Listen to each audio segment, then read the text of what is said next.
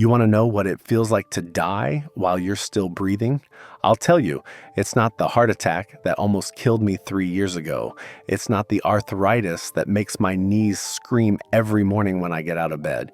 No, it's finding out that your own flesh and blood has already buried you in their minds, already spent your money, already divided up everything you spent 75 years building, brick by brick, sweat by sweat.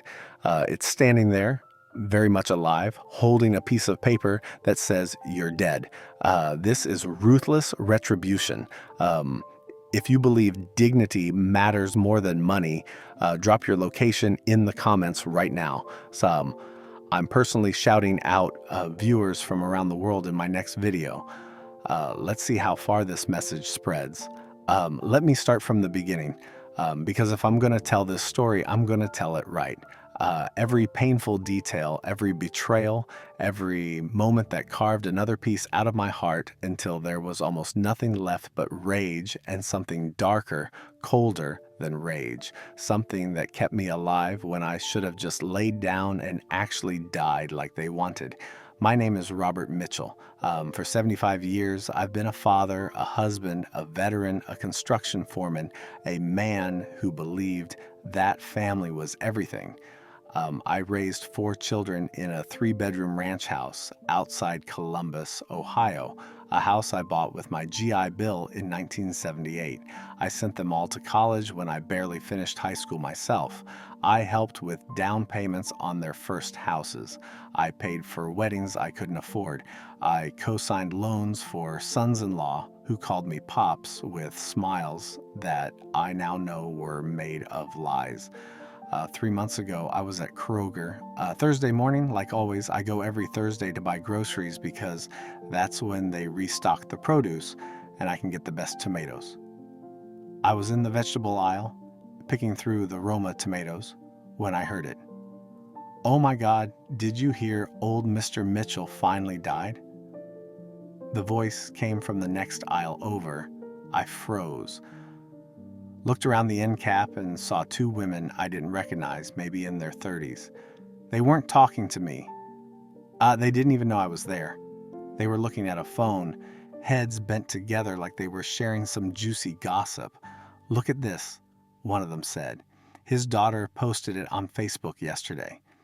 It is with heavy hearts that we announce the passing of our beloved father, Robert James Mitchell, who left us peacefully on Tuesday evening, surrounded by his loving family. I stood there. The tomatoes in my hand suddenly felt like stones. Tuesday evening, that was 2 days ago. I was very much alive on Tuesday evening. I was watching Jeopardy. I ate a TV dinner, Salisbury steak. I even called my neighbor Bill to complain about his dog barking at midnight. How'd he die? The other woman asked. Heart attack, they said. Quick, at least he didn't suffer. Didn't suffer. Didn't suffer. Do you know what suffering is?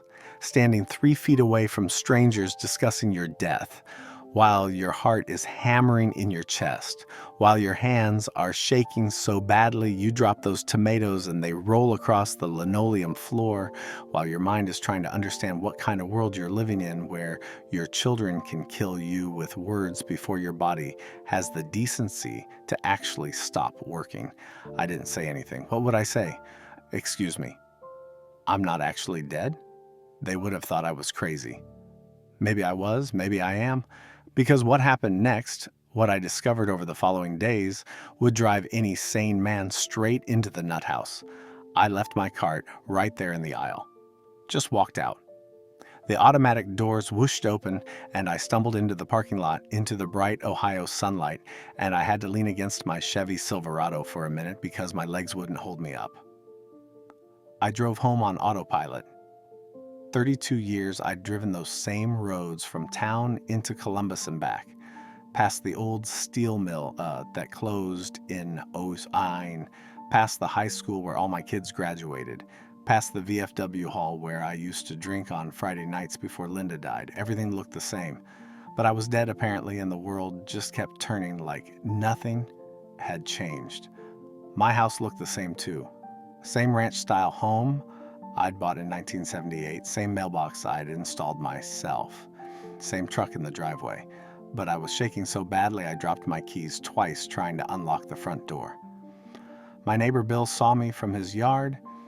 He got this weird look on his face, confusion mixed with something like fear. "Bob, I thought I heard." "You heard what?" My voice came out sharp, angry. He took a step back. "Nothing, man. Nothing? Must have been a mistake." But it wasn't a mistake, and that's when the real horror began. I found my laptop, the one my youngest daughter, Sarah, bought me 2 Christmases ago, teaching me with such patience how to use Facebook, how to send emails, how to video chat with the grandkids. Such a good daughter, I thought, such a caring child. I opened Facebook with fingers that felt like they belonged to someone else, someone older, someone already dead. There it was, posted on Sarah's page. Not a mistake, not a rumor, an official announcement. The picture they used was from my 75th birthday party last year. I was wearing my dress shirt, the blue one Linda bought me before she died. I was smiling, surrounded by my kids and grandkids. God help me, I was smiling in my own death announcement. Below the picture, words I had to read 3 times because my brain refused to accept them. It is with profound sadness and broken hearts that we announce the passing of our beloved father, grandfather, and family patriarch, Robert James Mitchell, who departed this life on the evening of Tuesday, March 14th, 2025. He passed peacefully at home, surrounded by his loving family. Dad was a Vietnam veteran, a dedicated worker, and a man whose kindness and generosity touched countless lives. Funeral arrangements to follow. In lieu of flowers, the family requests donations to the Robert Mitchell Memorial Fund. May he rest in eternal peace. Robert Mitchell Memorial Fund. Memorial Fund. They had already created a fund in my name. I wasn't just dead to them, I was profitable. The comments below nearly killed me faster than any real heart attack could have. Hundreds of them. People I knew from the plant, guys from my platoon in Nam, neighbors, people from church, people who'd borrowed my tools, asked me to help them move, called me when their cars broke down. So sorry for your loss. Bob was a good man. Rest in peace, soldier. Thank you for your service. Sending prayers to the family. He will be missed. One of the kindest men I ever knew. Heaven gained an angel today. And then the ones that made my blood turn to ice. From my eldest son, Michael. Dad, you were my hero. I'll make you proud. I promise to take care of everything you built. Your legacy is safe with me. From his wife, Jennifer. We'll never forget you, Pops. The kids are devastated, but we know you're watching over us from heaven now. From my second son, David. Still can't believe you're gone, Dad. But you taught us to be strong. We'll honor your memory every day. From my daughter, Jessica. Daddy, my heart is shattered, but I know you're at peace with Mom now. We'll make sure everything is handled properly. Rest well. Every single one of them, all 4 of my children, every son-in-law, every daughter-in-law. Posting, commenting, sharing, building an elaborate theater of grief while I sat in my lazy boy recliner, very much alive, reading my own obituary. I tried to call Sarah first, my youngest, my baby girl. Surely there was a mistake. Surely she would explain, would be horrified, would apologize for some terrible confusion. But then I stopped. My finger hovered over her name in my contacts. Something told me not to. Something told me to wait, to watch, to understand before I revealed myself. Maybe it was instinct, maybe it was the 2 tours in Vietnam that taught you when something is very, very wrong. I didn't call, instead I started looking deeper. I sat in my recliner, the worn brown one I'd bought at a yard sale 20 years ago, the one with the spring that pokes you if you sit wrong. I sat there for 6 hours, didn't move, didn't eat, didn't drink, just sat there trying to understand how the 4 people I loved more than my own life, more than my own breath, could do this to me.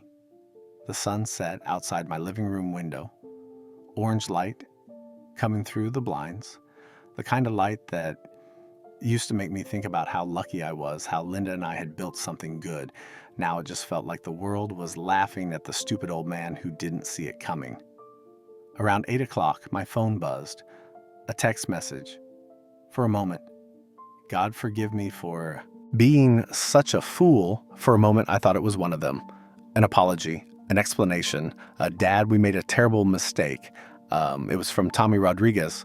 Tommy, who worked with me at the construction site for 30 years before we both retired. Tommy, who I hadn't seen in 5 years, but who I still considered a friend. Bob, I just saw the news on Facebook. I'm so sorry, brother. You were always good to me. If there's anything I can do for the family, let them know. Rest easy, old friend. Rest easy. Rest easy. Rest easy. I am not resting. I am not at peace. I am not in heaven. I am not with the angels. I am not reunited with Linda and looking down with some kind of benevolent understanding. I am here. I am alive, and I am beginning to understand just how deep this betrayal goes. I stayed up all night. I read every comment, every share, every reaction on that Facebook post. Over 800 people had commented. The post had been shared 237 times. My death had spread across social media like wildfire, infecting everyone I'd ever known with the lie of my passing. Then I noticed something that made my stomach drop. I tried to comment on the post, to tell everyone I was alive, to stop this madness. But I couldn't. My account had been blocked from commenting. I tried to message Sarah through Facebook Messenger. Blocked. I checked each of my children's profiles. I'd been unfriended from all of them, removed, erased. They'd planned this. They'd cut me off from social media before they announced my death. That's why they couldn't see if I tried to respond. That's why they felt safe posting their lies. But they forgot something. They forgot about my old phone. See, last year, David gave me his old iPhone when he upgraded to the new one. Keep it as a backup, Dad, he'd said, just in case. I'd set it up, logged into WhatsApp to test it, then threw it in my junk drawer and forgot about it. I found that phone now, charged it up. The battery was dead, but the charger was still in the drawer. I waited 45 minutes for it to charge enough to turn on, and those 45 minutes felt like 45 years. When it finally powered up, I logged into WhatsApp, and there it was, the Mitchell family group chat, the one they'd created, the one I wasn't supposed to be in on my main phone anymore. But this old phone still had access because they'd forgotten I'd logged in from it. They'd removed my main number, but forgotten about this device. I scrolled through the messages. My hands were shaking so badly I could barely hold the phone. The conversation went back weeks, maybe months. I read it all, every single word, every single plot point in the murder of Robert Mitchell, committed not with a gun or poison, but with words and documents and cold, calculated greed. From Jennifer Michael's wife 3 weeks ago, the life insurance policy is worth $500,000, but we need a death certificate within 30 days of filing the claim. Can Dr. Patterson help with that? From David. Dr. Patterson said $5,000 and he'll process everything. He knows someone at the county records office who can backdate it. He'll create the hospital admission records, treatment notes, everything. No one will question it. From Jessica's husband, Mark. What about the property in Columbus? Can we transfer that before he actually, From Sarah, my baby, my last born, the one I thought loved me most. The lawyer said we need all 4 signatures. Everyone needs to be on board. No backing out. We do this together or not at all. From Michael. Everyone's in. Dad's been saying he's tired anyway, always talking about being ready to join Mom. We're just speeding up the inevitable. And honestly, he's lived a good life. 75 years is enough. He wouldn't want us struggling when there's money just sitting there. 75 years is enough. Enough. Like, I was a TV show that had run too many seasons. Like, I was a car with too many miles. Like, I was something to be discarded because the new model would be more convenient for everyone.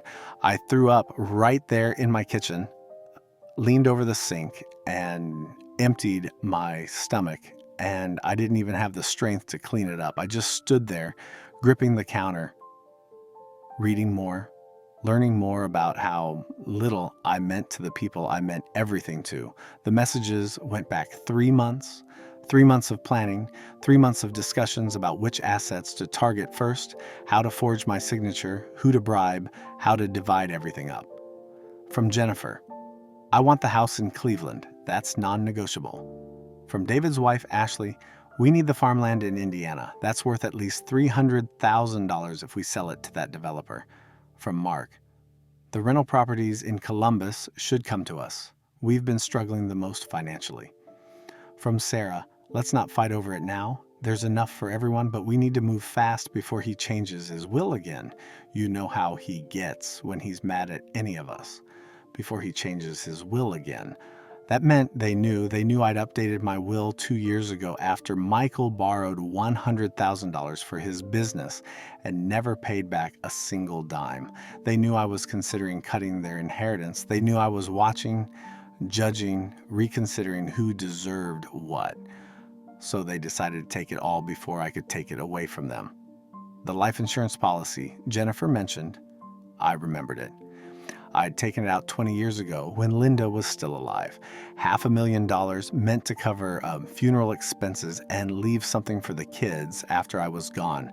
I'd been paying the premiums every year, $600 a month, sacrificing things I wanted to make sure that even in death I could provide for them.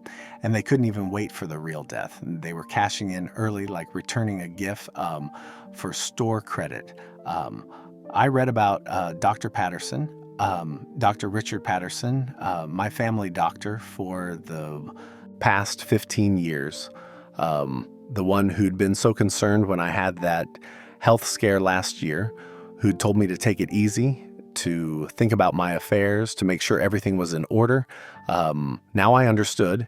He wasn't concerned about my health. He was assessing how long I had left and whether the wait would be worth it. $5,000, that's what my death certificate cost.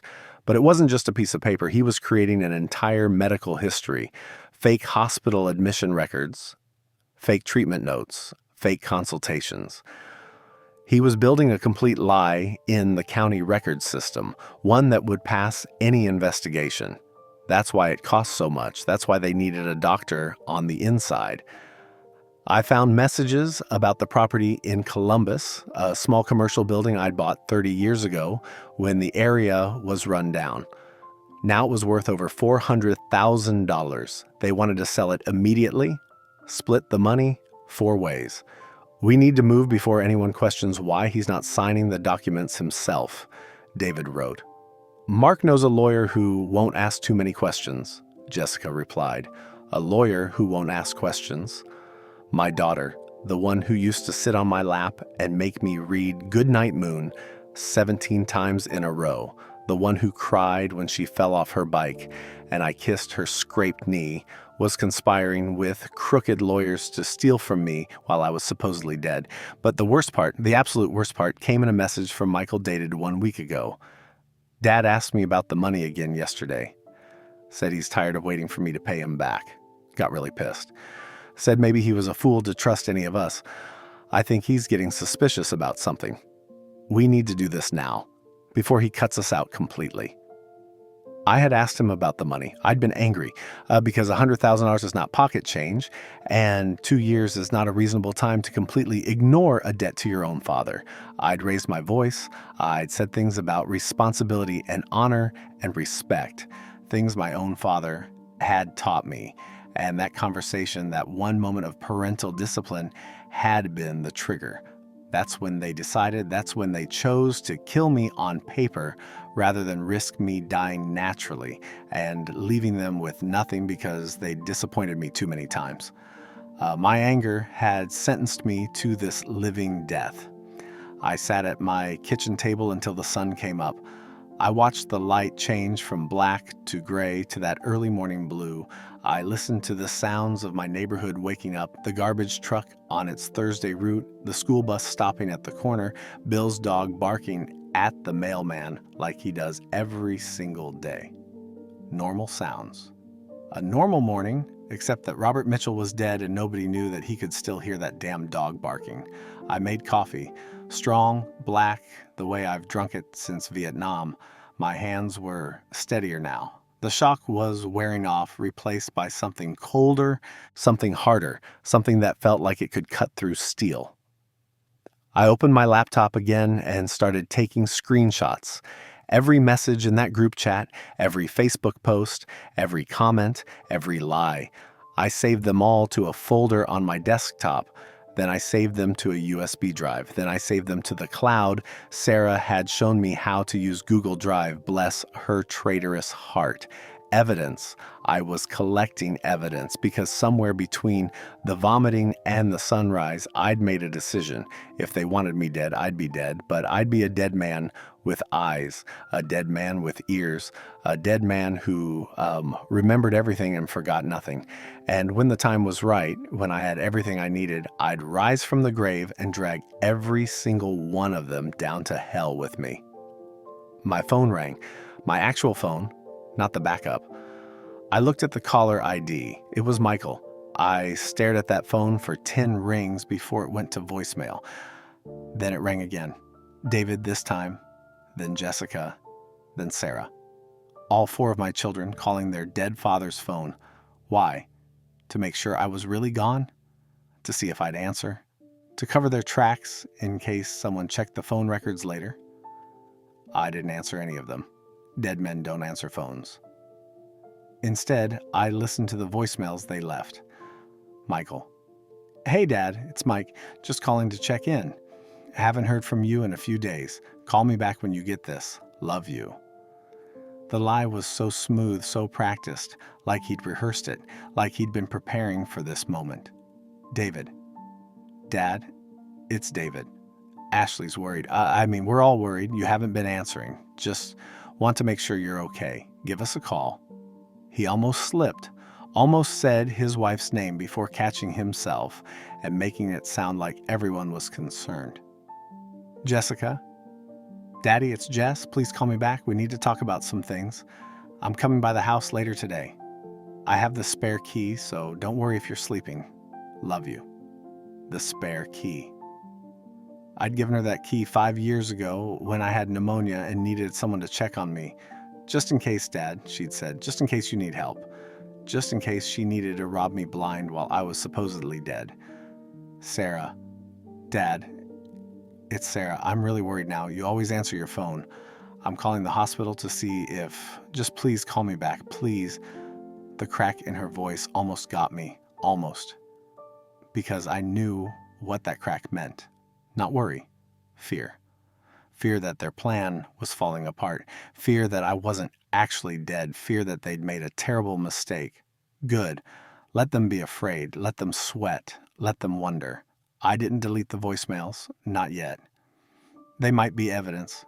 Instead, I saved them, recorded them on my backup phone, transferred them to my computer, backed them up to the cloud.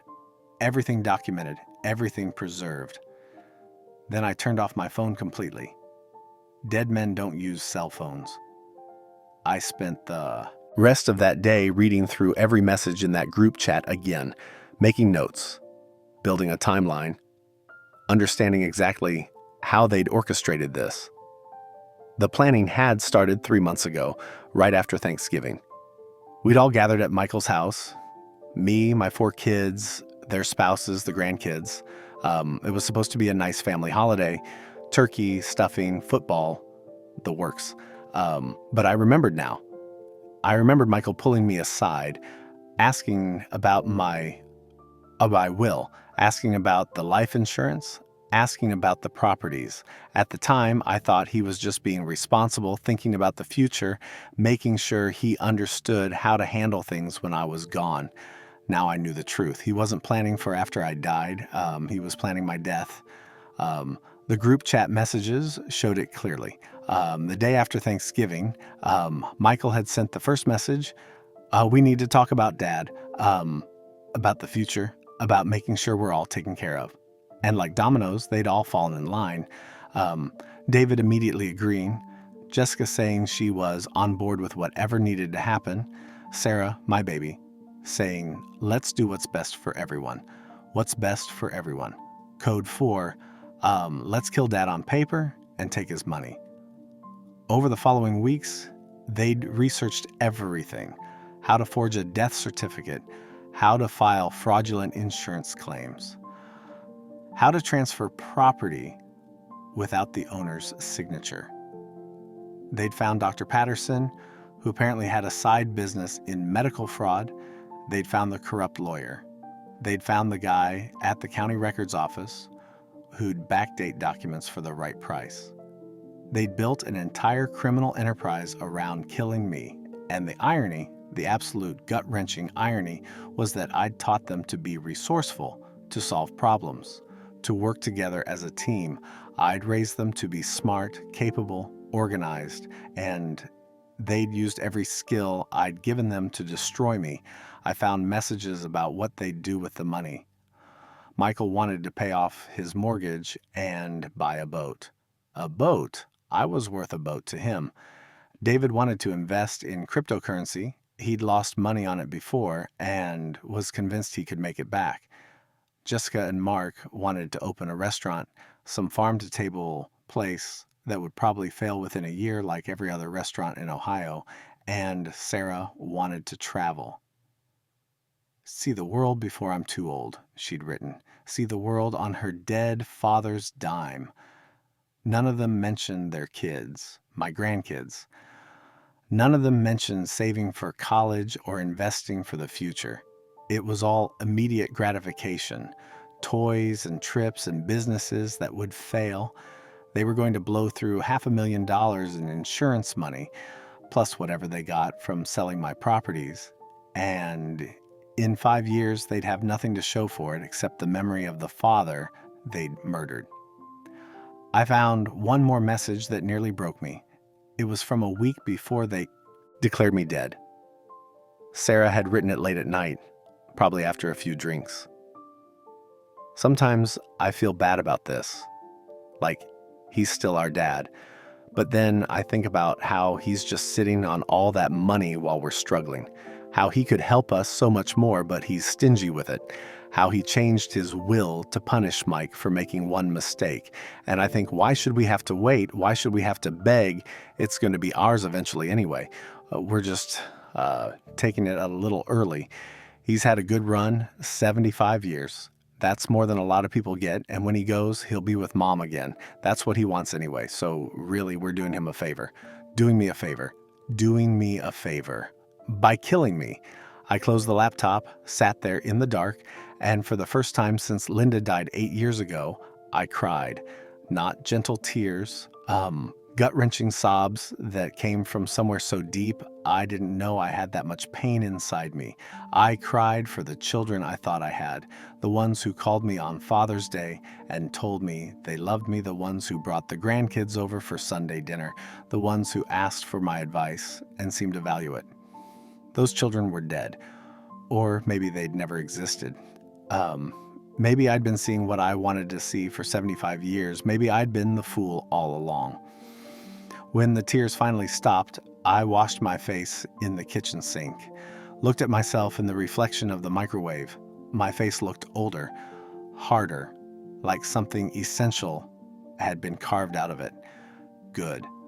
I needed to be harder now. I needed to be colder, because what I was about to do required a level of calculation and ruthlessness that the old Robert Mitchell didn't have. But the new Robert Mitchell, the dead one, the ghost, the one who'd been murdered by his own children, he had it in spades. I went to my bedroom, opened the closet, pushed aside the winter coats, and reached way back to the top shelf.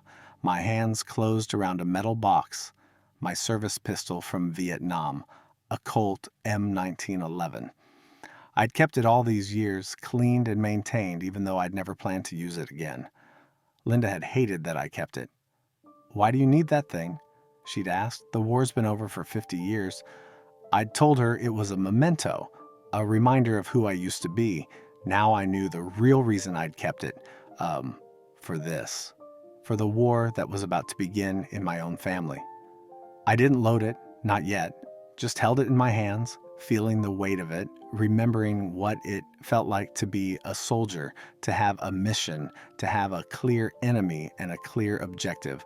My children wanted me dead. They declared war. They just didn't know it yet, but they would. Oh, they would, because Robert James Mitchell, Vietnam veteran, Purple Heart recipient, survivor of things that would break most men, he wasn't going to die quietly in the night. He wasn't going to make it easy for them. He was going to fight back. And when he was done, they'd wish they'd never been born. I put the gun back in the box, put the box back on the shelf, closed the closet door. Tomorrow I'd start planning my resurrection. Tonight I'd be dead. And being dead, I was learning, gave you a kind of freedom that the living never had. The freedom to watch, to wait, to plan, and when the moment was right, to strike with the full force of righteous fury. My children had made the biggest mistake of their lives. They'd declared war on a man who'd survived actual war, and this time there'd be no coming home. No reconciliation, no forgiveness, only justice. Cold, hard, and absolute. Let the war begin. By Friday morning, I'd made a decision. A dead man can see things a living man cannot. A dead man can move through the world, invisible, unnoticed, free from the burden of being acknowledged. If they wanted me dead, then I would be dead, but I would be a dead man with eyes, a dead man with ears, a dead man who remembered everything. I didn't leave my house for 3 days. I told Bill next door I wasn't feeling well, which wasn't a lie. I felt like something inside me had died. Maybe my soul, maybe my faith in humanity, maybe just the part of me that believed blood was thicker than water. Let me tell you something. Blood means nothing when there's money to be made from draining it. I spent those 3 days reading everything. Every message in that family group chat going back an entire year. Every Facebook post they'd made about me in the past month, testing the waters. Dad's not feeling great. Sarah had posted 6 weeks ago. Please keep him in your prayers. 342 people had reacted to that post. 342 people sent their thoughts and prayers. And all the while, she was already planning my death. I found messages about the memorial fund, another beautiful scam. They'd set up a GoFundMe page. Help us give Robert Mitchell the dignified funeral he deserves. The goal was $25,000. By Thursday night, 3 days after my supposed death, they'd already raised $8,400 from well-meaning people who remembered me as a good guy, a veteran, someone who'd help you move or fix your car. $8,400 from people I'd never even met. People contributing to a funeral that would never happen for a man who wasn't dead. My children were crowdfunding my death. It would be funny if it didn't make me want to burn down the entire world. I learned about the pension too. My union pension from 37 years working construction, $1,200 a month until I died. Not much, but it was mine. It was stability. It was the reward for breaking my back building office buildings and shopping malls across 3 states. In the family chat, David had written, Carol at the pension office said, once we show the death certificate, she can process the final payout. Everything he was owed, they'll pay out in one lump sum. Should be around $180,000 if we calculate it right. $180,000. My pension, my security, my small guarantee that I wouldn't starve in my old age. They were going to take it all in one payment instead of letting me receive it monthly for however many years I had left. Because why let the old man eat when you can eat for him? Carol Henderson, I knew her. I'd helped her husband get into the union 20 years ago. Made phone calls, vouched for him, pulled strings I didn't even know I had. Her husband Jim died 5 years ago, lung cancer from asbestos exposure on the job sites. I went to his funeral. I gave Carol $500 to help with expenses, and this is how she repays me, by helping my children steal my pension. That's what hurt the most, you see. Not just my children. It was everyone. The doctor who would forge my death certificate, the lawyer who wouldn't ask questions, the pension office worker who would process fraudulent paperwork. My death was a community project. Everyone wanted a piece. On Saturday morning, I knew I needed help. I couldn't do surveillance myself, not at my age, not with my knees that barely work, not with my heart that likes to skip beats and remind me I'm not 25 anymore. I needed eyes and ears. I needed someone I could trust. I called my nephew Kyle, my brother Tom's son, a kid of 34 who ran a private security company in Columbus. I'd helped him start that business, co-signed the loan when no bank would touch him. He owed me nothing. I'd told him the loan was a gift, but he was loyal. More loyal, it seemed, than my own children. Uncle Bob? He answered on the second ring. Uncle Bob, I saw the news on Facebook. I was about to call Mike. What the hell happened? Are you... Kyle? I'm alive. I need your help. And you cannot tell anyone, not your dad, not your wife, not anyone, that I called you. There was a long pause. Uncle Bob, I don't understand. Come to my house, come quietly, park around the corner. I'll explain everything. He was there in 90 minutes, drove out from Columbus, breaking every speed limit.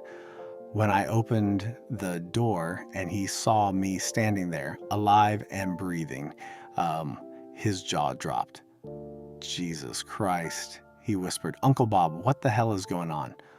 I pulled him inside, sat him down at my kitchen table, showed him everything, the Facebook posts, the chat messages, the insurance fraud, the pension theft, everything. He sat there reading it all on my backup phone, and I watched his face get redder and redder with rage. Uncle Bob, he finally said, his voice shaking, This is evil, your own kids. I know, and I need your help. I need someone to watch them, follow them, document everything they do, pictures, videos, recordings. Can you do this? Uncle Bob, I'd do this for free, but I've got 3 guys on my team I trust with my life. Let me bring them in. We'll cover all 4 of your kids. We'll get you everything you need. Audio, video, GPS tracking if needed. We'll build you a case that'll put them away for years. And that's what we did. For the next 2 months, Kyle and his team became my eyes. They followed my children everywhere. And what they captured broke my heart all over again. On that first Saturday afternoon, Kyle followed Michael to his house in the suburbs. Within 2 hours, all 4 of my children arrived. Kyle positioned himself across the street in an unmarked van using telephoto lenses and parabolic microphones, professional surveillance equipment. He recorded everything. They weren't crying. They weren't dressed in black. They weren't mourning. Sarah was laughing at something David said. Jessica was on her phone, smiling. They walked into that house like they were going to a Super Bowl party. Kyle sent me the audio recording that evening. I sat in my recliner in the dark and listened to every word. So the insurance guy said it'll take 2 weeks to process, Jennifer was saying. But once we submit the death certificate, it's basically approved. $500,000 split 4 ways. That's $125,000 each, minus the $5,000 for Dr. Patterson, David added. Still $120,000 each. Jennifer sounded cheerful. Not bad for a few weeks of work. A few weeks of work? Killing your father is a few weeks of work. What about the Columbus property? Mark asked. The appraiser said it's worth at least $400,000 if we sell it to that developer. They're buying up the whole block. We sell immediately, Michael said. His voice was firm, authoritative, like he was already the patriarch of the family, like he'd already taken my place. Once the death certificate is filed with the county, we transfer it to our names and sell within the same week, before anyone can ask questions. What if Dad's friends ask questions? Sarah said. You know how Tommy Rodriguez is, always coming around, checking on things. Tommy moved to Florida last year, Jessica replied. He's not even in Ohio anymore. By the time he hears anything, everything will be done. And if he does ask, we'll just say Dad sold it before he died, David added. We'll say he wanted to make sure we were taken care of. Who's going to question that? They had an answer for everything. Every loophole closed, every potential problem already solved. This wasn't amateur hour. This was professional level theft. This was murder without the messy business of actually killing someone. I still think we should wait a bit before selling the Indiana land, Ashley said. David's wife, the quiet one, the one who always hugged me and called me Dad in that sweet voice. Dad's friends in Indiana knew him for years. If we try to sell too quickly, someone might get suspicious. We don't have time for suspicious, Michael snapped. The longer we wait, the more complicated this gets. We move fast, we move everything, we get the money, and by the time anyone figures out what happened, it's all legal and done. What about the rental properties? Jennifer asked. Those we keep? Jessica said. We each take one. Manage it ourselves, keep the rental income, that's steady money, no need to sell those. My rental properties, I owned 4 small houses in Columbus that I rented out to working families. Nothing fancy, just basic 3-bedroom places for people who needed affordable housing. The rent from those properties paid for my groceries, my utilities, my property taxes. It was my independence. It was how I made sure I didn't have to beg my children for every little thing. And they were going to take them, each one claiming one property. Steady income from their dead father's investment, living off my corpse. Has anyone checked on the house? David asked. Dad's house, I mean. We should probably go through it, see what's worth keeping. I'll go tomorrow, Sarah volunteered. I have the spare key. I'll look for documents, check what's there. We should probably start packing up his stuff before the funeral anyway. The spare key. I'd given her that key 5 years ago when I had pneumonia and needed someone to check on me if I didn't answer the phone. Just in case, Dad, she'd said. Just in case you need help. Just in case she needed to rob me blind while I was supposedly dead. Be careful, Jennifer warned. Some of the neighbors knew him for years. If they see you cleaning out his house this fast, they might talk. I'll be discreet, Sarah assured her. I'll go early morning. I'll cry a little if anyone asks. Poor grieving daughter, too heartbroken to let the house sit empty. They laughed. All of them. They actually laughed. When Kyle sent me that recording, I listened to it 5 times. Each time, I felt something inside me die a little more, but I also felt something else growing, something cold and hard and unstoppable.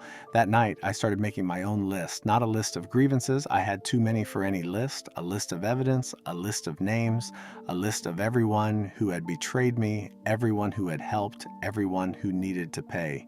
Dr. Richard Patterson, the family doctor who would forge my death certificate and create fake medical records. I found his number in my address book. Carol Henderson, the pension office worker. I had her address saved from when I'd sent flowers after Jim died. The lawyer Mark mentioned, I didn't know his name yet, but I would find out. Every crime needs a paper trail, and I would follow that trail right to his door.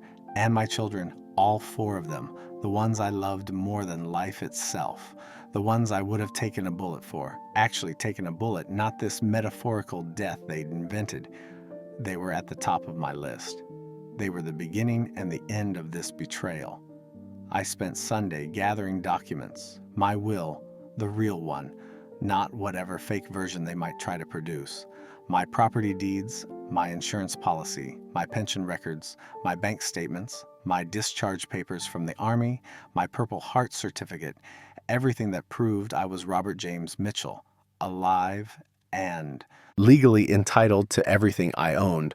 I put everything in a folder. Then I put that folder in a safe deposit box at a bank across town, far from any branch my children knew about. I used a bank where I had no history, walked in as a new customer, paid cash for the box, and walked out with a key that I put on my dog tag chain, the one I still wore around my neck after all these years. That key was my resurrection. That key was proof that Robert Mitchell existed, that he owned things, that he had rights.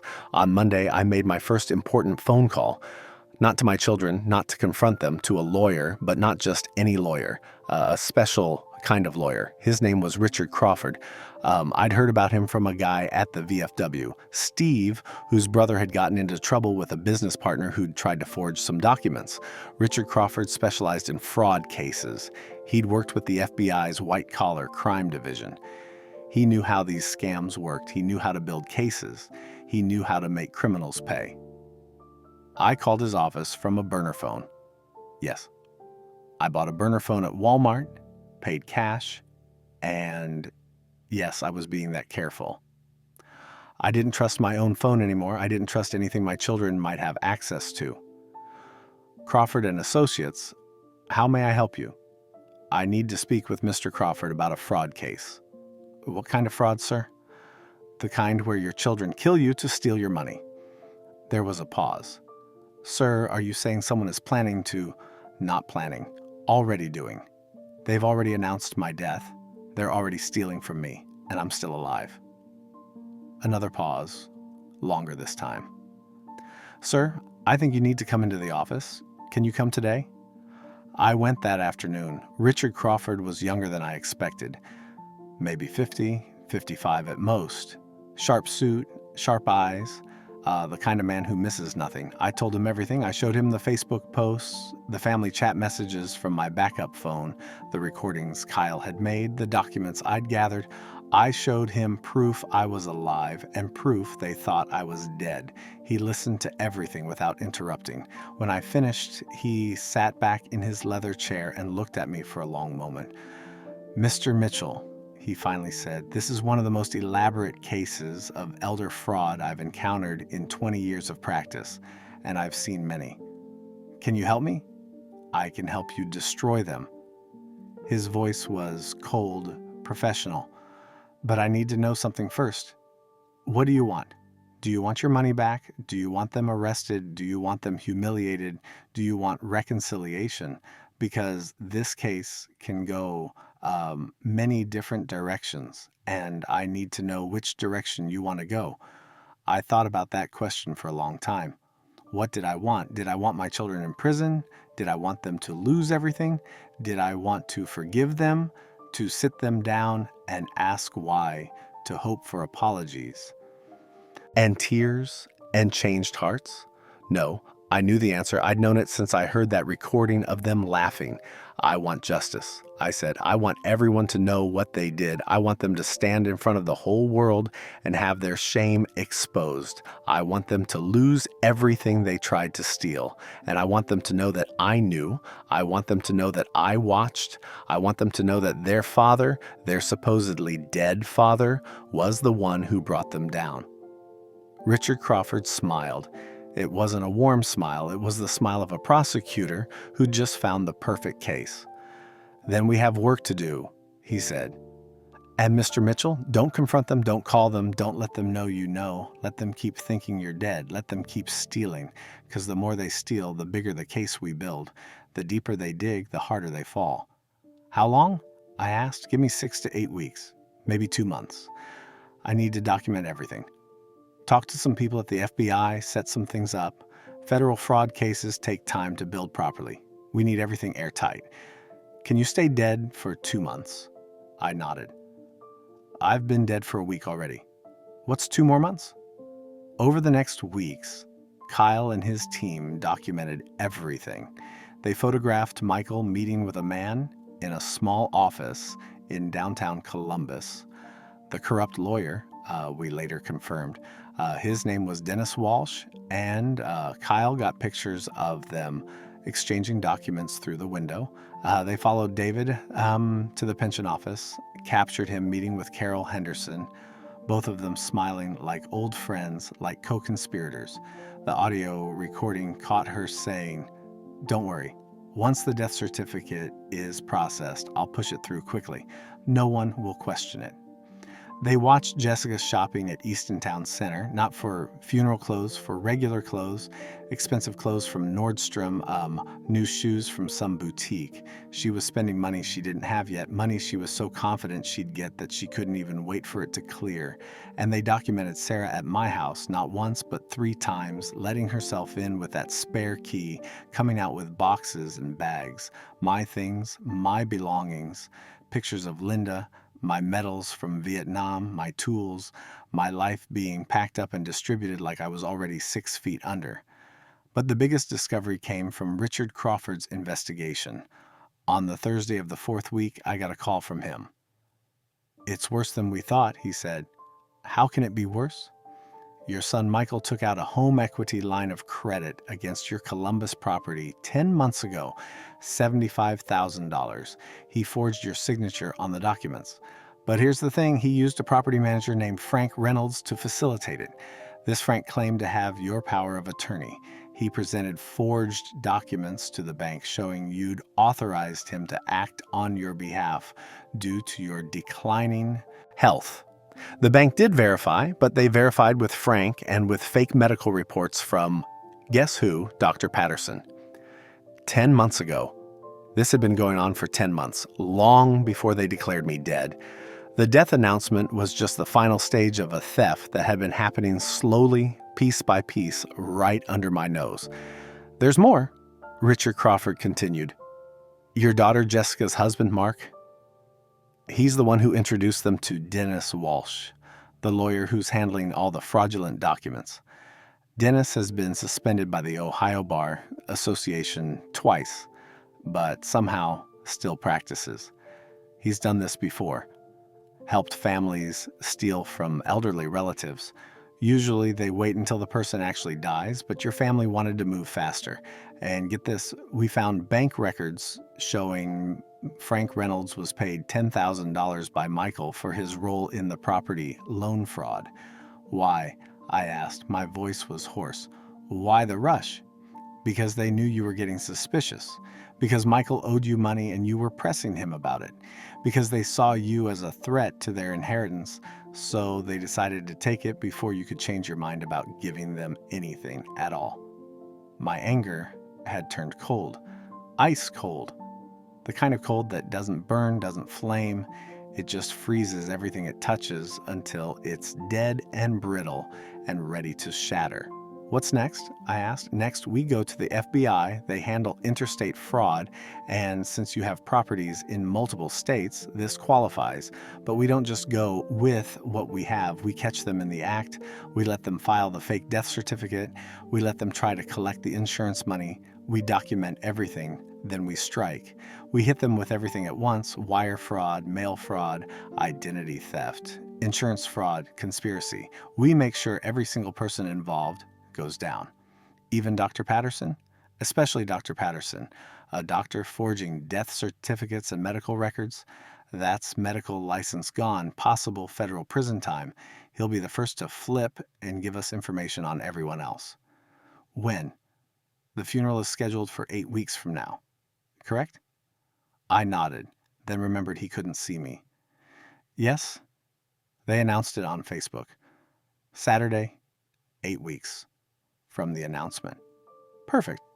We let them have their funeral. We let them cry their fake tears.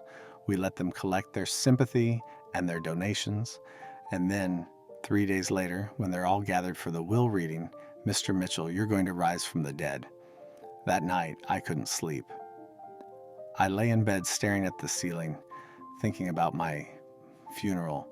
Would they cry real tears or fake ones? Would they say nice things about me or just rush through the ceremony to get to the money? Would any of them, even one, feel guilty about what they'd done? I doubted it. Guilt requires a conscience. These were not people with consciences. These were strangers wearing my children's faces. I thought about Linda. She died 8 years ago, breast cancer, fought it for 2 years before it finally took her. I held her hand in that hospital room. I felt her last breath. I buried her at Riverside Cemetery with full honors. And in those final days, she'd made me promise to take care of the kids, to make sure they were okay, to be there for them no matter what. I'd kept that promise. I'd kept it even when Michael borrowed money and didn't pay it back. Even when David's business failed and I had to bail him out. Even when Jessica's husband lost his job and I paid their mortgage for 8 months. Even when Sarah's car died and I bought her a used Honda, I kept my promise to Linda. But our children, they never kept any promise to us. They never kept the implicit promise that comes with being someone's child, the promise to honor, to respect, to care for your parents when they're old and vulnerable. They broke that promise the moment they decided I was worth more dead than alive. Around 3 in the morning, I got up and wrote a letter. Not to my children, they didn't deserve my words. To Linda, to my wife, wherever she was. Linda, I wrote, I'm sorry. I'm sorry I couldn't protect what we built together. I'm sorry our kids turned out to be strangers. I'm sorry that the family we created has become something ugly and twisted, but I promise you this. I will not let them win. I will not let them take everything we worked for and walk away smiling. I will make sure they face consequences, not just for revenge. Okay, maybe partly for revenge, but for justice, for the principle that you cannot betray your own blood without paying a price. Watch over me, babe. Give me strength, because what I'm about to do will take every bit of strength I have left. I burned that letter in the kitchen sink. Watch the paper curl and blacken and turn to ash. Let the smoke carry my words to wherever Linda was waiting. Then I washed the ashes down the drain and went back to bed. The weeks crawled by. Kyle and his team continued their surveillance. Richard Crawford built his case piece by piece, document by document. And I waited, a dead man waiting to rise again. And God helped them all when I did. Saturday morning came with a sky so blue it looked like something out of a postcard, like God himself was mocking me. Perfect weather for a funeral, perfect weather for a resurrection. I woke up at 5 in the morning, even though I hadn't really slept. I showered, I shaved for the first time in weeks. I put on my best suit, the black one I'd worn to Linda's funeral 8 years ago and hadn't touched since. I looked at myself in the bathroom mirror and saw a dead man preparing to come back to life. My eyes had dark circles under them. My face was thinner than it had been 2 months ago. Stress and heartbreak are hell of a diet.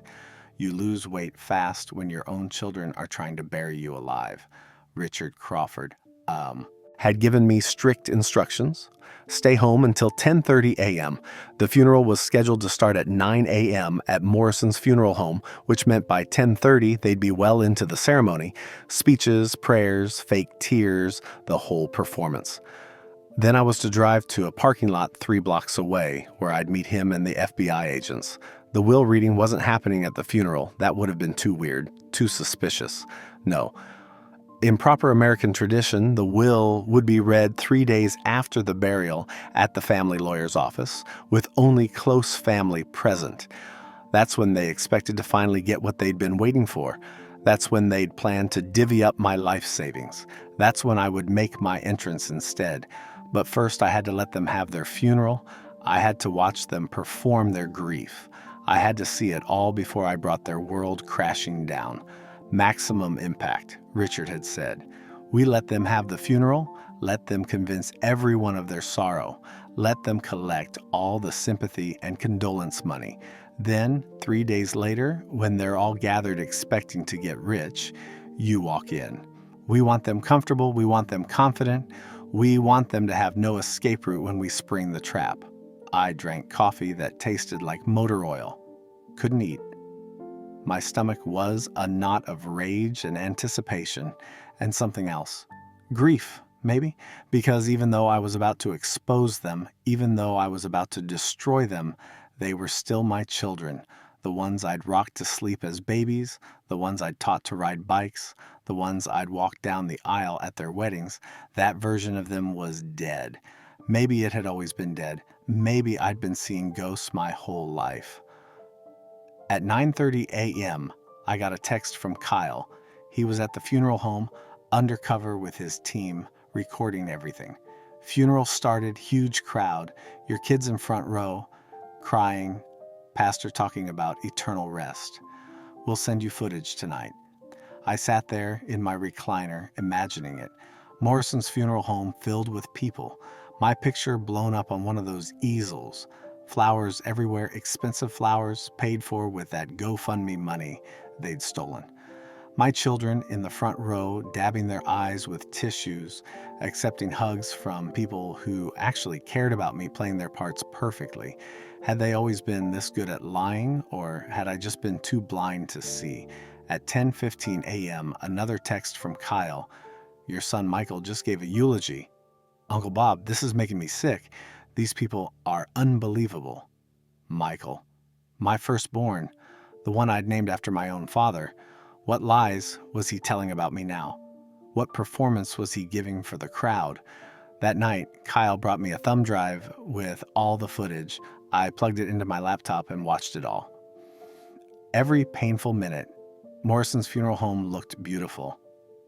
They'd spent serious money, probably 10 grand easy. The GoFundMe money work. Candles everywhere, huge flower arrangements, a professional videographer, even a string quartet playing hymns. My picture was everywhere, that photo from my 75th birthday, me smiling next to Linda's portrait, smiling at my own memorial service. The pastor, some young guy I'd never met, spoke about the circle of life, about how Robert Mitchell had lived a full life, about how he was now reunited with his beloved wife, Linda, in heaven. He called me a pillar of the community, a devoted father, a man of honor and integrity, and my children sat there, nodding, crying, accepting these words like they'd earned them. Then Michael stood up, walked to the podium, took a moment to compose himself, wiping his eyes. My father, he began, his voice breaking, was the strongest man I ever knew. He taught me everything about responsibility, about integrity, about taking care of family. He worked his whole life to give us everything we have. And his last words to me, he paused, wiping his eyes again. His last words were, take care of your brother and sisters. Take care of everything I built. Don't let it fall apart. Dad, I promise you, I won't. Your legacy is safe with us. We'll honor you every single day. I watched this on my laptop, and I wanted to throw the damn thing through the window. Last words? We hadn't spoken in 3 weeks. The last time we'd talked, I'd been pissed about the $100,000 he owed me. That's what triggered this whole nightmare. He was completely fabricating this deathbed scene, making himself look like the devoted son who'd received his father's final blessing, but the crowd didn't know that. They clapped, they cried, they believed every word. One by one, my children spoke. David talked about how I'd taught him to be a man, to stand on his own 2 feet. Jessica sobbed through a story about how I'd always been there for her, how I'd walked her down the aisle, how I'd been the best grandfather to her kids. Sarah, my baby girl, she could barely get through her speech. She was crying so hard. I miss him so much. She wept into the microphone. I just want to talk to him one more time, to tell him I love him, to thank him for everything he did for us. The crowd was in tears. Even people who barely knew me were sobbing. My death was a tragedy. My children were devastated. The performance deserved an Academy Award. And through it all, through every lie, through every fake tear, I felt that cold rage growing colder, harder, more certain. 3 days, I told myself. 3 more days. The days after the funeral were strange. Kyle reported that my children had gone back to their normal lives almost immediately. The day after burying me, Michael was at Topgolf with friends, drinking and laughing. David posted on Instagram from a Cavaliers game. Jessica was at brunch with her girlfriends, mimosas and smiles. Sarah was shopping at the mall. The grief had lasted exactly as long as the funeral. On Tuesday, 2 days after my burial, Richard Crawford called me. Everything is ready, he said. The FBI has reviewed all the evidence. They've been in contact with the insurance company, the pension office, the county recorder's office. Tomorrow, when you walk into that will reading, there will be 12 agents positioned in and around the building. Undercover. The moment you reveal yourself, the moment they react, we move. Everyone gets arrested simultaneously. No one escapes. All of them, I asked one final time. All of them. Your 4 children, their spouses, Dr. Patterson, Carol Henderson from the pension office, Dennis Walsh, the lawyer, Frank Reynolds, the property manager, everyone who participated in this conspiracy. This is one of the biggest elder fraud cases the FBI has worked in Ohio. They want to make an example of it. What about the insurance money? Claim denied and frozen. The pension payout blocked. All property transfers reversed and frozen. The GoFundMe money seized as proceeds of fraud. They raised over $14,000 total before we flagged it. Every dollar they tried to steal is accounted for. And Mr. Mitchell? He paused. They're looking at federal prison, 5 to 10 years minimum for conspiracy to commit wire fraud alone, plus identity theft, plus mail fraud, plus filing false documents. They'll be old before they see daylight again. Wednesday morning arrived. The will reading was scheduled for 2 p.m. at Crawford's law office downtown. Kyle texted me that morning. All 4 children and their spouses had arrived by 1:30 p.m. They were early, eager, ready to count their money.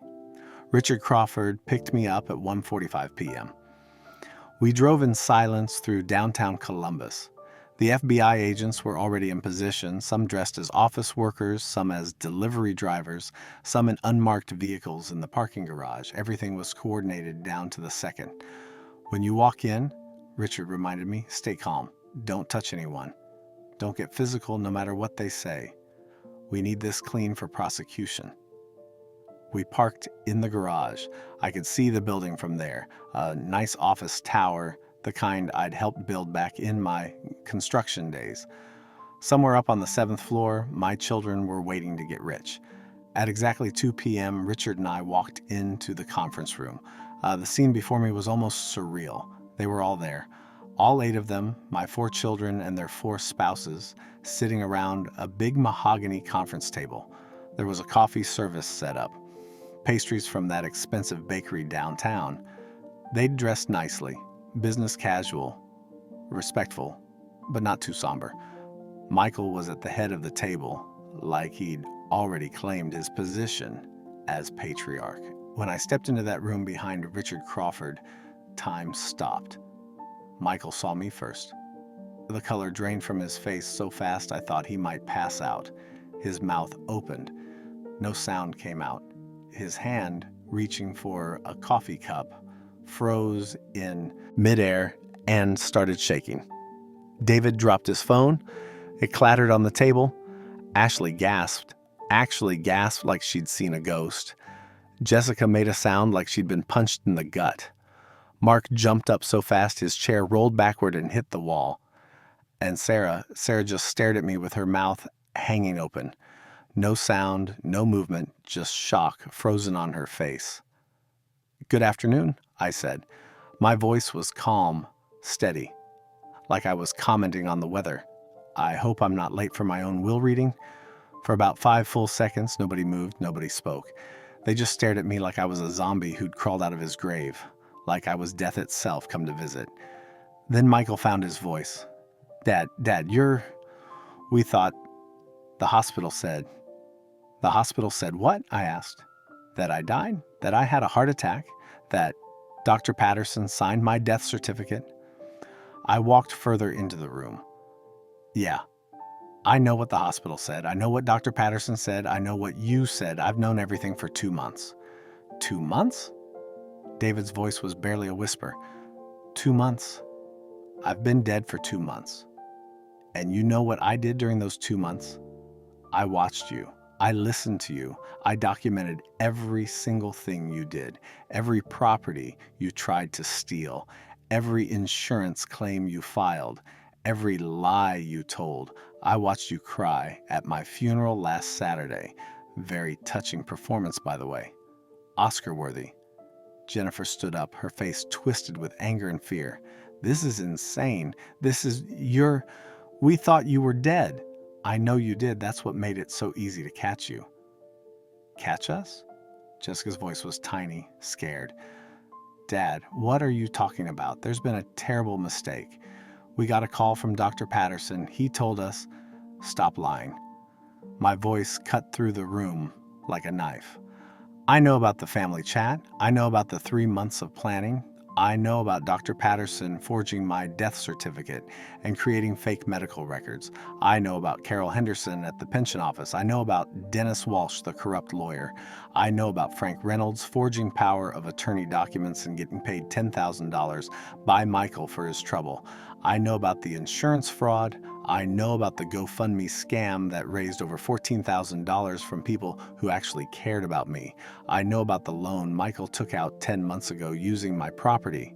I know everything. The room erupted. Michael was yelling that I had no right to spy on them. Jennifer was screaming about invasion of privacy. David was backing toward the door. Ashley started crying. Mark looked like he wanted to run, but his legs wouldn't work.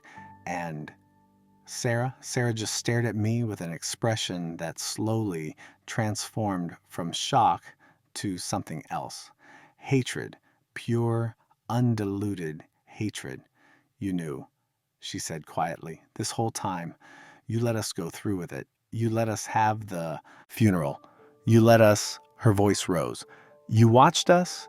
You sick son of a... Sick? I stepped toward her. I'm sick. You declared me dead to steal my money, and I'm sick. You created a fake death certificate, and I'm sick. You took out fraudulent insurance claims, and I'm sick. That's when Richard Crawford stepped forward.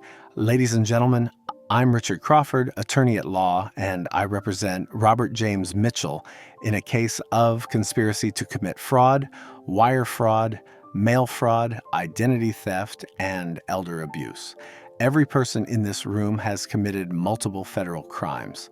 I'm here to inform you that the Federal Bureau of Investigation has been investigating this case for the past 6 weeks. The door opened. FBI agents flooded in. They weren't in tactical gear, just suits, showing badges. 12 of them. They'd been positioned throughout the building, waiting for the signal. Federal Bureau of Investigation, the lead agent announced, a woman in her 40s with steel in her eyes. Nobody move. You are all under arrest. What happened next was pure chaos. Michael bolted for the door. 2 agents grabbed him before he made it 3 steps. He fought them, screaming, "Get your hands off me. That's my father. This is between family. This is a federal crime." One agent replied calmly, forcing his hands behind his back. "You have the right to remain silent." Jennifer was shrieking about calling their lawyer, about their rights, about how this was all a big misunderstanding. An agent calmly handcuffed her while reading her the Miranda rights. David wasn't fighting. He'd collapsed into his chair, his head in his hands, repeating over and over, "I'm sorry, Dad. I'm sorry. I'm so sorry."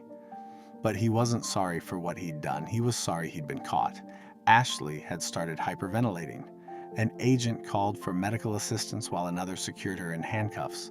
Mark was crying, actually crying, begging me, "Bob, please. Think about Jessica. Think about the kids. Please don't do this. We can fix this. We can pay you back. Please. Fix this."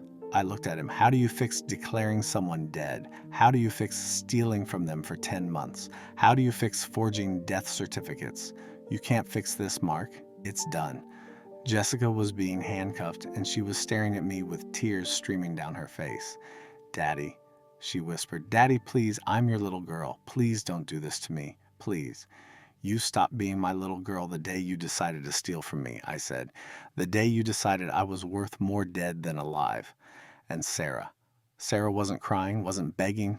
She was standing there in handcuffs, and she looked at me with such pure venom that I almost took a step back. "I hate you," she said. Each word sharp and clear. "I will hate you for the rest of my life. You did this. You destroyed this family, not us. You." "No," I said quietly. "You destroyed this family when you decided to kill me on paper. I just made sure you faced consequences for it. They were let out one by one. My 4 children and their 4 spouses, all in handcuffs, all being read their rights, all being escorted to waiting FBI vehicles, while office workers in the building came out to watch and take videos on their phones. The news would spread fast. Robert Mitchell, supposedly dead for 2 months, had just had his entire family arrested for fraud. Richard Crawford touched my arm gently. "Let's go, Bob. We have statements to give, paperwork to file. This is just beginning. I took one last look at that conference room. The coffee service still steaming, the pastries untouched, the empty chairs where my children had sat waiting to divide up my life. Then I walked out, into the hallway, into the elevator, into the parking garage, into my resurrection. The next 3 months were a whirlwind of legal proceedings. Dr. Patterson was arrested at his office the same day. He broke within 24 hours, confessing everything, giving up every detail of the fake medical records he'd created. His medical license was immediately suspended pending criminal charges. Carol Henderson from the pension office was arrested at her desk. She cried, she begged, she blamed my children for pressuring her. Didn't matter. She'd been complicit. She was charged as a co-conspirator. Dennis Walsh, the corrupt lawyer, tried to run. They found him 3 days later at a Motel 6 in Kentucky. Trying to get to Florida, he had the most extensive rap sheet of anyone involved. This was his third major fraud case. Frank Reynolds, the property manager who'd forged the power of attorney documents, claimed he'd been blackmailed by Michael. The evidence suggested otherwise. The bank records showed he'd been paid $10,000 for his role, money that came directly from the fraudulent loan he'd helped secure. All of them arrested, all of them charged, all of them facing federal prison time. The trials began 5 months after my resurrection. I attended every single one. I sat in that courtroom and watched my children in orange jumpsuits, federal prisoner numbers on their chests, standing before a judge, answering for their crimes. Their lawyers tried everything. They claimed I'd been mentally unstable, that I'd manipulated them, that they genuinely believed I was dying and were just trying to help prepare. They brought character witnesses who testified about what good parents they were, what upstanding citizens. None of it worked. The evidence was overwhelming. The chat messages, the recordings Kyle had made, the forged documents, the insurance claims, the pension fraud, the property theft. It was all documented, time-stamped, undeniable. The judge was a man in his late 60s, Judge Thomas Harrison. He'd been a federal judge for 30 years. He'd seen every kind of case imaginable, but even he seemed shaken by this one. This court has reviewed the extensive evidence of deliberate, calculated, and prolonged fraud against a vulnerable elderly person by his own children and their accomplices, he said during sentencing. This is not a case of desperation. This is not a case of need. This is a case of greed, pure and simple. These defendants declared their father dead to steal from him while he was still alive. They forged official documents. They committed insurance fraud. They collected money from innocent people under false pretenses. They showed no remorse, no conscience, no respect for the man who gave them life and provided for them their entire lives. Michael got 8 years in federal prison. Fraud, forgery, conspiracy, and the property loan fraud. Jennifer got 6 years as an accomplice and for conspiracy. David got 10 years.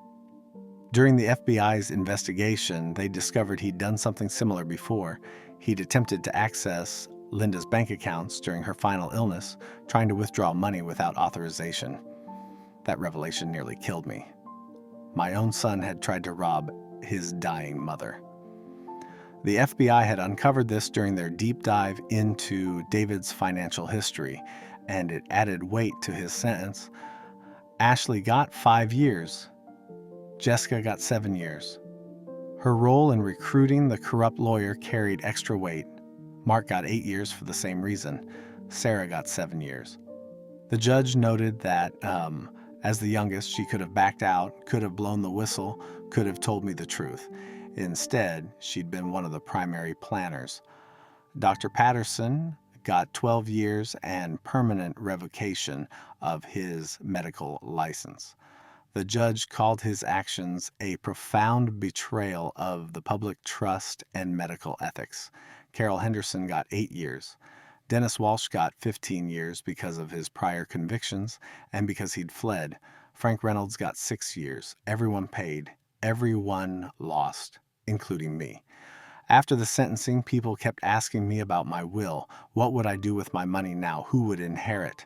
I sat in a different lawyer's office, someone clean, someone honest, and I thought about legacy. What do you want to be remembered for, Mr. Mitchell? He asked me.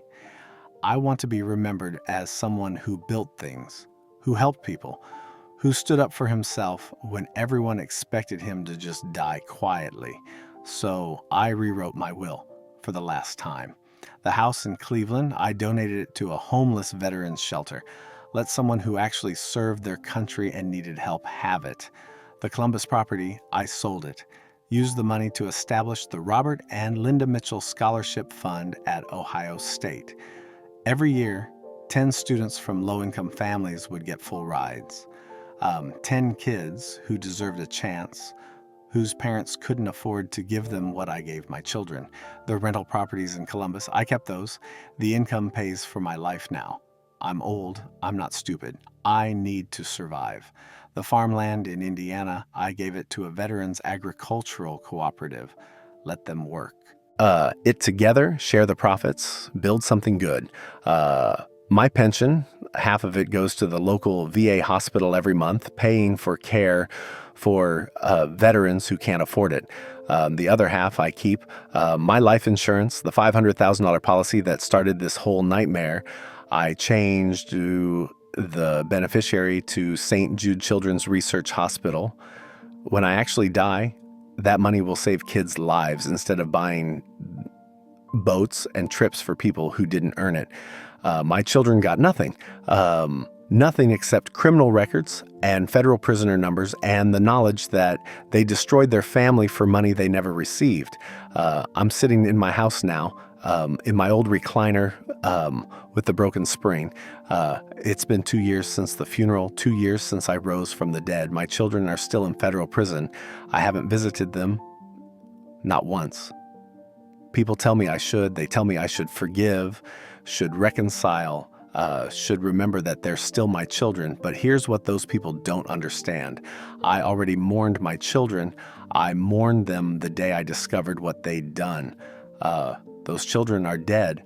The people in prison are strangers who happen to share my DNA. Sarah wrote me a letter 8 months ago, 3 pages of explanations, justifications, and finally, an apology. Dad, I'm sorry. I'm sorry we hurt you. I'm sorry we got greedy. I'm sorry we didn't appreciate you while we had you. I understand if you can't forgive me. I understand if you never want to see me again. But I need you to know that I loved you. I still love you. I know you don't believe that anymore. But it's true. I read it 5 times, then I put it in a drawer and haven't looked at it since. Because love without respect is meaningless. Love that can be bought and sold for $500,000 isn't love at all. It's just greed with a prettier name. Did she love me? Maybe, in her own way. But she loved money more. She loved comfort more. She loved the idea of inheritance more than she loved the man who would provide it. That's not the kind of love that deserves forgiveness. I've made peace with being alone. I have my neighbors. I have Bill next door who still checks on me, brings me casseroles his wife makes. I have Kyle who stops by every week to make sure I'm okay. I have a few guys from the VFW who stood by me through the trial, who didn't judge me for sending my own kids to prison. I have my life, however many years are left. I have my dignity. I have my self-respect. Is it lonely? Hell yes. Is it painful? Every single day. Do I wish things had turned out differently? More than I can say.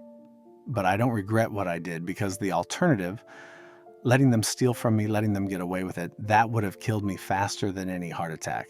At least this way, I chose how my story ended. I chose to fight back. I chose justice over peace. Maybe that makes me a bad father. Maybe that makes me cruel. Maybe when I die for real and stand before God, He'll ask me why I destroyed my children's lives. But I'll face that judgment knowing I was right, knowing that family doesn't give you the right to steal. Blood doesn't excuse betrayal. I'm 77 years old now. The chest pains I've been having lately remind me I don't have forever. Maybe a few more years if I'm lucky. Maybe less. When I do die, really die, there will be no funeral. I've made arrangements for cremation at the VA. My ashes will be scattered at Lake Erie, where Linda and I used to go camping back when we were young and broke and happy.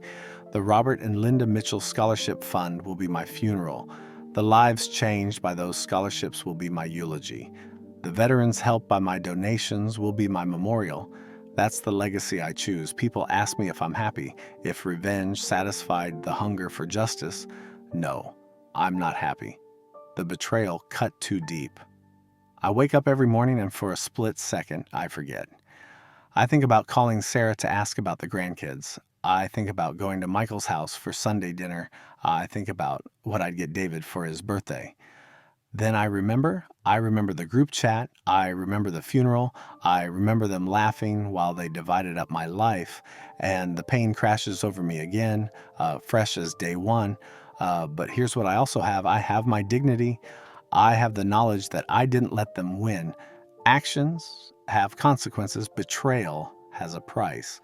Is that enough? Ask me when I'm actually dead. Maybe then I'll have an answer. For now, I'm just Robert Mitchell, 77 years old, father to 4 strangers, widower, veteran, survivor, the man who died and came back to life through rage and pain, and the absolute refusal to let betrayal be the end of his story. They wanted me dead. They announced my death. They cried at my funeral. They profited from my death, but I'm still here, still breathing, still standing. And when I do finally die, when my heart stops for real, I'll die knowing I didn't go quietly. I fought back, exposed them, stopped them, won. My children wanted to inherit my money. Instead, they inherited federal prison sentences and the knowledge that their father, the old man they thought was weak and dying, was stronger than all of them combined. That's my legacy. That's my revenge. That's my resurrection. I am Robert Mitchell. I was declared dead. I rose again. I brought down everyone who betrayed me. They wanted me in the ground. But I'm still standing on top of it, and I'll stand here until my actual last breath, knowing I did the right thing, even if it cost me everything. This is my story. The story of a man who attended his own funeral, who watched his children cry fake tears, who gathered evidence while they counted his money, who waited patiently while they dug their own graves, who struck back when they least expected it. Is it a happy ending? No. There are no happy endings when family destroys itself, but it's an honest ending, a just ending. I'm 77 years old. I'm alone. I'm angry. I'm still grieving, but I'm also alive. And I'm also free. They say revenge is a dish best served cold. Mine was served in a conference room in Columbus, Ohio, with FBI agents and handcuffs and justice. And you know what? It tasted exactly like I thought it would. Bitter. Necessary. Right. So here I sit in my recliner, an old man with no family, but with his dignity intact. They tried to bury me, but they forgot one thing. They forgot that Robert Mitchell, Vietnam veteran, Purple Heart recipient, survivor of things that would break most men, doesn't die until he's good and ready, not a moment before.